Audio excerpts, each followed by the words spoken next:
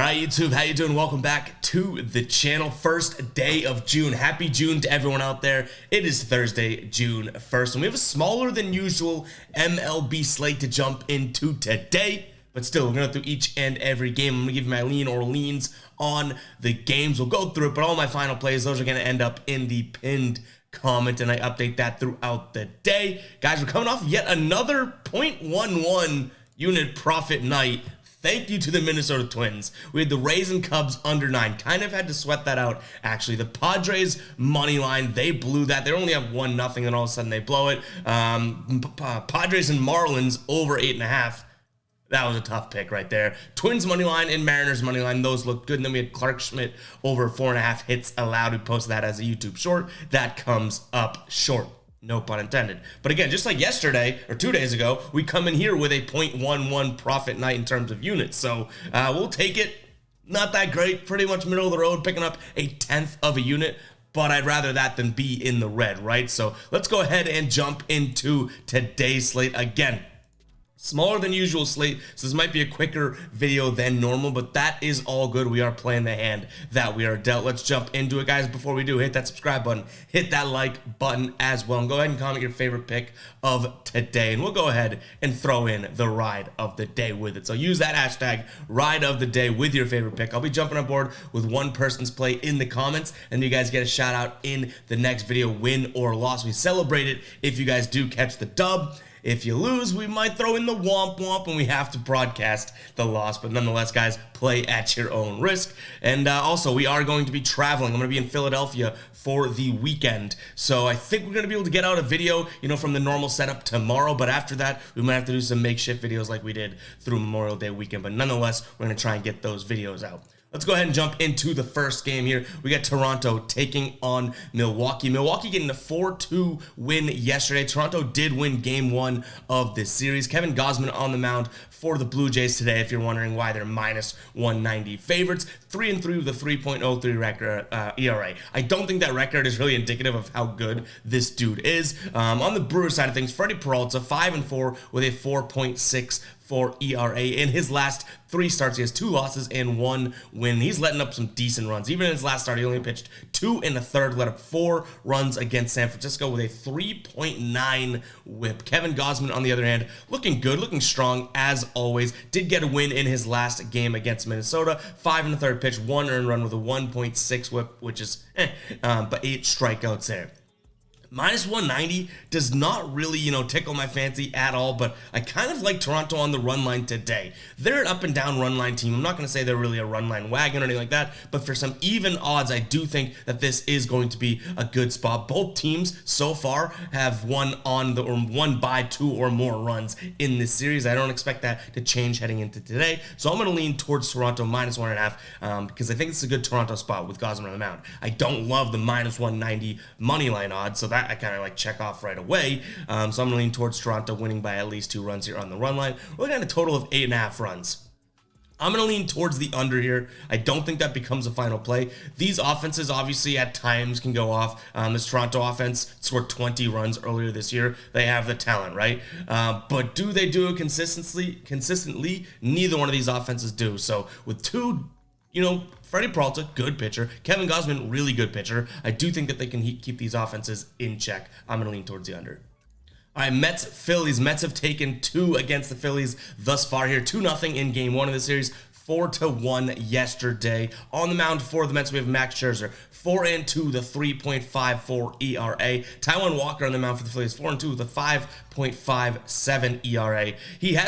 They've won 2 times in his last starts. He got a win in his last start, but it's really because they had some serious run support. He still let up 3 earned runs, through 6 innings there. Max Scherzer, though, looking pretty good. He's let up 2 runs over his last 3 starts total. His whip barely adds up to 1 if you combine those last 3 starts. He's striking out a bunch of guys. He does look good. Obviously, he had a couple rocky starts at first, but he's still looking good in his last few. Here, I will say minus 170 is just outside of range for this money line pick, though. I would say the Mets on the money line here would probably be my lean if we could throw it in some sort of parlay. I could be convinced, kind of like game 1 that we just went through of Toronto and Milwaukee. I could be kind of convinced to look at the Mets on the run line at minus 1.5. They've covered that in 4 of their last 6 games as run line favorites. They've done it in 2 straight straight games, aka the 2 games here against Philadelphia. I think this is a Mets spot, so I'm going to lean towards the Mets. One of those, either parlay throw-in with the money line or the run line. And then in terms of a total, we're looking at 8.5 here. 2 very low-scoring games thus far in this series, and now we have 2, one really good pitcher again and another good-ish pitcher on the mound here. I do think that this is an under spot. I don't think a lot of runs are going to be scored here. I don't think the Phillies offense is going to come out of nowhere and get it going against Max Scherzer nonetheless. And this Mets offense, though they're getting these 2 wins here, 2 runs scored, 4 runs scored, it's not like they're all over the map with, runs here. Now, they did come off that Colorado series scoring a lot of runs, but prior to that, they only scored 2 runs in the last 3 games prior to that Colorado series. So I still like this Mets offense to keep it kind of low, which kind of hurts the run line lean. Because, obviously they've done it now twice in the series, so it's going to go against what I'm saying. But you guys know if you are betting a -1.5, it's tough to also consider a low-scoring game because there's not much margin for you to pull away, But nonetheless, that's what we're leaning here. I do like the Mets there, at least both sides of the Mets things, and then I like the under. All right, Marlins taking on the Padres. They have split this series so far. Yesterday, we got that win. Padres win that one. Yesterday, we got that loss. Padres end up blowing the game 2-1. They're up 1-0 for the longest time, but they did get the win in game 1. Jesus Luzardo on the mound for the Marlins. 4-3 with a 3.67 ERA. Musgrove on the mound for the Padres. He's 2-2 with a 5.64 ERA. He had a really good start in his last start, though, against the Yankees. They won 5-1, 6 1/3 pitched for him, 1 earned run, an under 1 whip, and 6 strikeouts. Luzardo coming off of a decent start as well. 5 innings pitched, 1 earned run, a 1.6, which whip will take with 7 strikeouts, against the Angels. I think this is a Padres spot, though. They had that game in their hands yesterday, but because it was so low scoring, it really took only 1 inning to kind of piss it away, right? So I'm going to lean towards the Padres. Do I like Luzardo more than Musgrove? Yes. Are they both coming off of decent starts? Yes. Should I usually lean towards the pitcher that I like more? Sure. But I do think that this is a Padres spot. I like the way the Padres have been playing.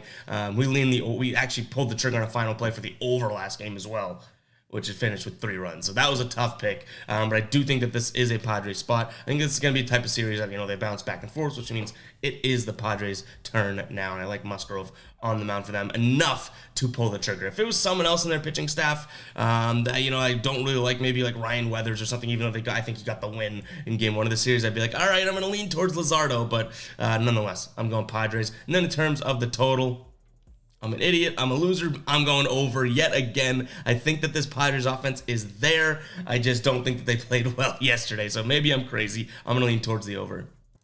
All right, Arizona taking on Colorado here. Arizona whooping them yesterday 6-0. Actually, they've won every game in the series 7-5. Then they whooped them 5-1. Then they win 6-0 yesterday. They're -170 on the money line here over on DraftKings as of right now. And that just seems like it's a little bit too much to be paying. Davies on the mound for the Diamondbacks, 0-1 with a 5.68 ERA. In his last few starts here, he hasn't looked all that good. Obviously, no wins on the season. Anderson on the mound for the Rockies. They've won in his last 2 starts, but he is not pitching all that great either. So you have 2 pitchers that are not really doing the deed here. I know that the Rockies offense hasn't showed up, but my first lean ends up looking at the over. I think that this game is going to be very similar to what we saw in game 1, which is a total of 12. So I'm going to lean towards the over 9.5 in this one. It may be crazy, it may not, but I'm also going to take a peek at the Rockies either on the money line or the run line. I just don't think that this Arizona team is worth a -170 money line spot, and they're not a very good run line team if you exclude what they've done against the Rockies in this series, right? So maybe they have the Rockies number. I'm not going to go ahead and deny that. The numbers would say that they do, but this is the 4th game of the series. Maybe they come back down to earth a little bit here, but I do like that over. I like the fact that 2 pitchers on the mound that can pitch 5 innings and let up, 4 runs in a matter of that time, making this a pretty good attainable over there. But I also like the Rocky side of things. That might be a crazy pick by me, but I think plus 150 on the money line right now is well worth it. A team that's got to be pissed that they've already lost 3 in a row. Let's at least take 1, right? Unless they roll over and die. But yeah, Rockies and the over is going to be my leans on the games here, guys. And before we get into the rest of the video, I do want to talk to you guys about, you guessed it, Outlier, guys. Outlier is becoming an amazing app for you guys. It has been for me, and I'm loving the response that you guys are getting. It's a great analytical tool to throw into your sports betting research for both player props as well as game picks. All the major sports. Right now we got NBA, MLB, NHL, the sports that you really, I guess, the main four sports, right? They go above and beyond when it comes to looking into and kind of throwing out stats that you might not normally see. We've showed you in yesterday's video how they have a trendings tab. That is what is crazy to me. They go and find Aaron Judge has had 1.5, hits plus runs plus RBIs in his last 10 games against a road team with a pitcher that's pitching, I don't know, under 500 record, that type of thing. I'm like, how would I have found that myself? How would I have found that play myself? And then you can go ahead and see the odds and his trends. It really is a good tool. And everyone that's tried Outlier has loved it thus far. So guys, if you want to consider checking it out, use that link in the description as well as the bio and the pinned comment. 7-day free trial. If you don't like it after 7 days, you'll be the crazy one. But you can also obviously, cancel it free of charge. It's a free trial, guys. Go check out Outlier today. I do not think you'll regret it. All right, Red Sox taking on Cincinnati. Watching this game last night, Cincinnati had a pretty damn crucial home run to win the game here. On the mound for the Red Sox, Chris Sale, and on the mound for the Reds, Hunter Green here. The Red Sox are minus 155 on the money line. I know we don't have the money line in the graphic, but the total is at 9 runs right now. I think that this Red Sox team is struggling. They obviously almost pulled that one out, but they lost 9-8, then they lost 5-4. At some point, they got to kind of break out of the shell and win a game, which is why I'm going to lean towards them this game here. Chris Sale is looking decent. He's starting to get his stuff together. I guess you could say that because how could you not after the way that he started the season, but 2 wins in a row now for him. 7 innings pitched, then 5 innings pitched, 2 earned runs in that 7-inning game, 1 earned run in that 5-inning game, .57 whip against San Diego in that 7-inning game with 8 strikeouts, and then against Arizona a week ago in that 5 innings pitch game with 1 earned run, he had 1 whip with 3 strikeouts. He's starting to win, starting to play a little better, pitch a little better, and Hunter Green, you guys know, is just like a Hunter Green is nothing special. Will he have good games? Yes, he's actually had double-digit strikeouts in 2 of his last starts here, but they've lost in 2 of his last 3. And then he went up against that Cubs offense a week ago that, we could say about the Cubs offense is they're kind of sketchy. Like, they're either there or they're not, so I don't put too much weight into it. I'm going to lean towards the Red Sox here. They're looking at a total of 9 runs. Both these teams have put up, a serviceable amount of runs here in this series. 9-8, and it's obviously an overhit. But then even 5-4 yesterday, I don't think that they've really reached their potential in that game, and that was still a total of 9. So even though I'm kind of backing Chris Sale, I do think that this Red Sox offense is going to have a floor of about 4 or 5 runs today, which I'm assuming their team total is right at 4.5. So, way to predict that one, Ev. But I do think that this one is an over spot. If anything, I think it pushes, so I think it's a pretty safe over. All right, Minnesota taking on Cleveland. Minnesota taking 2 of 3 against the Astros. They were underdogs in both those games that they won. We were on that side yesterday, a plus 155 hit. Pretty much the only reason we made profit last night, but nonetheless, profit is profit. I told you guys I'm not going to complain about it. They win that game 8-2. Cleveland coming off of taking 2 of 3 against Baltimore. They were also they were underdogs in 2 of those games. On the mound today for the Twins is going to be Pablo Lopez, 3-3 with a 4.11 ERA. Tanner Beebe on the mound for the Guardians, 1-1 with a 2.88 ERA. This Twins team's good. Obviously, they do have plenty of injuries to consider as of late, right? Which is unfortunate for them, I guess. But I will say, I do think this eclipse a Cleveland spot. Plus 127 seems like some good odds. Both these teams are playing very similar baseball right now, which is why I'm trying to tell you that I think that Cleveland money line is a spot for plus money. I don't think this Twins team, and I'm looking for plus money, I guess, in this game because they are similar teams. Anything can really happen when that happens. And 2 similar pitchers, I guess we could say as well. But this Cleveland team winning 3 of their last 4. And like I said, taking 2 of 3 against Baltimore. Though Baltimore's not this powerhouse, that isn't the easiest of teams to beat just because that they can put up, a bunch of runs at any given moment. They beat Baltimore when they put up 8 runs yesterday. 8 runs yesterday, and they still took the win here. They took 2 of 3 against St. Louis. They're coming off of 2 series wins here, whereas Minnesota has truly been up and down. Dating back to their, 7 games in a row now, they've gone win, loss, win, loss, win, loss, win, loss. You're looking at a team that just won yesterday, and they're on this trend of win, loss, win, loss, win, loss. If they won, what are they going to do today? Right? So I am going to lean towards the Guardians here. I do like BB on the mound for them. That doesn't really make me shy away from them. He has no decisions in his last few starts here, but he's getting very few runs for example, last start, right? No decision. They lose 2-1. 6 innings pitched from him. 1 earned run, 0.5 whip with 9 strikeouts. What more are you going to ask for the guy for him to get a win, and then you guys go out there and score 1 run. You know what I mean? So it is tough in that, it's tough to see a 1-1 record from him when he's been pitching pretty good baseball. So I lean towards the Guardians. I'm looking at a total of 8 runs in this one. I know these two teams just have started to, get the bats waking up a little bit. Minnesota 7 and 8 in 2 of those games in terms of runs scored. They did have that low scoring game in the loss against Houston, but then Cleveland scored 5 or more runs in every game against Baltimore. I might be the contrarian here, but I'm going to look at the under in this game as well, ever so slightly.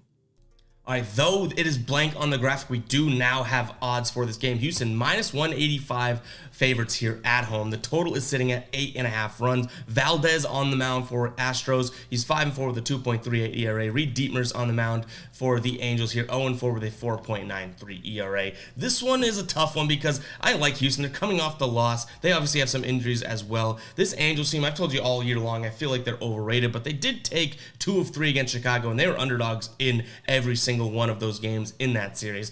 -2, minus 215, minus 190 is way too much to be paying for this Astros team. Minus 185, like I said, is the best bet here. I don't have access to that book, but over on DK, minus 215, that's way too much to be paying. And do I like them on the run line?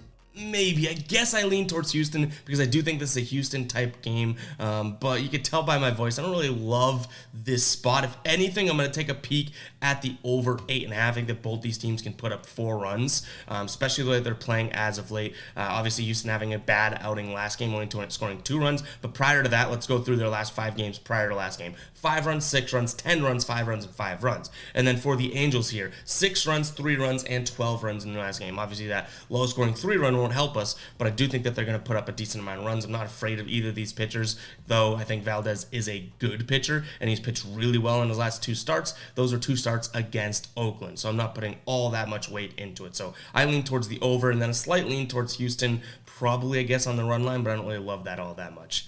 Guys, that is going to do it for today's slate. Remember, if you're still watching, guys, I appreciate you, but remember, do not force anything on a small slate. This is a sport in which we could have 15 plus games on any given day, right? And we have 7 games today. Do not try and force anything. You can even tell, if you're still watching, this is me being transparent, peeling back the curtain, right? You could tell by a lot of these games, I'm like, I don't love this. This is what I would do if it is a final play, because a lot of the times when there's a shorter slate, Vegas has a lot more opportunity to kind of focus on what's going on in these games, right? And that's just facts. Like, you can't argue that. So a lot of the times these spots and these lines and these odds will be a lot sharper. There might not be as much value just from a quantity perspective, but a quality perspective. Like, they might be on top of their game, or at least that's what I believe. So guys, do not force anything when you are in these spots in a smaller slate, especially when you're looking at, like, we're gonna do the NBA Finals video, right? If you usually have 3 to 5 plays in the NBA, you don't need to have 5 plays on one game type of thing. You can. It's okay to ration it back and take it back. Maybe find one good spot. It could be a 2-unit play if you want more juice, that type of thing. But nonetheless, guys, be safe with your betting, and also make sure on a smaller slate you're being smart about your betting. But yeah, that's my little life advice here. I hope you guys do enjoy the video. Hit that like button, hit that subscribe button, and I'll catch you guys in the next video, all right? Peace out.